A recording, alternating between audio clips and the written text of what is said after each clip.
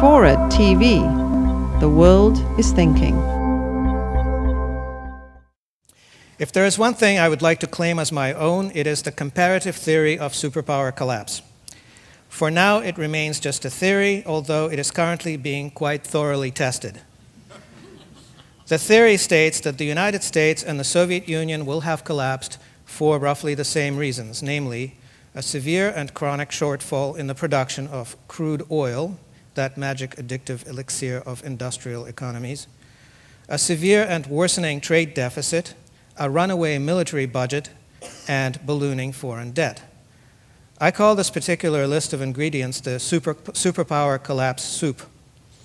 Other factors, such as the inability to provide an acceptable quality of life for its citizens, or a systemically corrupt political system incapable of reform, are certainly not helpful, but they do not automatically lead to collapse because they do not put the country on a collision course with reality. Please don't be concerned, though, because, as I mentioned, this is just a theory, my theory.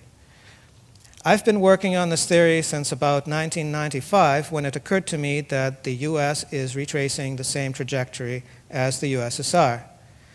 As so often is the case, having this realization was largely a matter of being in the right place at the right time. The two most important methods of solving problems are, one, by knowing the solution ahead of time, and two, guessing it correctly. I learned this in engineering school from a certain professor. I'm not that good at guesswork, but I do sometimes know the answer ahead of time. I was very well positioned to have this realization because I grew up straddling the two worlds, the USSR and the US. I grew up in Russia and moved to the US when I was 12, and so I'm fluent in Russian, and I understand Russian history and Russian culture the way only a Russian native can. But I also went through high school and university in the US. I had careers in several industries here. I traveled widely around the country, and so I also have a very good understanding of the US with all its quirks and idiosyncrasies. I traveled back to Russia in 1989 when things still seemed pretty much in line with the Soviet norm, and again in 1990 when the economy was at a standstill and big changes were clearly on the way. I went back there 3 more times in the 1990s and observed the various stages of Soviet collapse firsthand.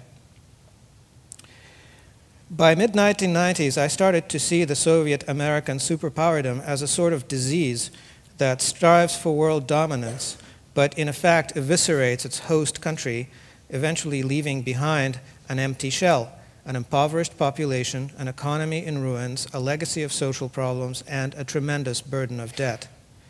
The symmetries between the two global superpowers were then already too numerous to mention, and they have been growing more obvious ever since.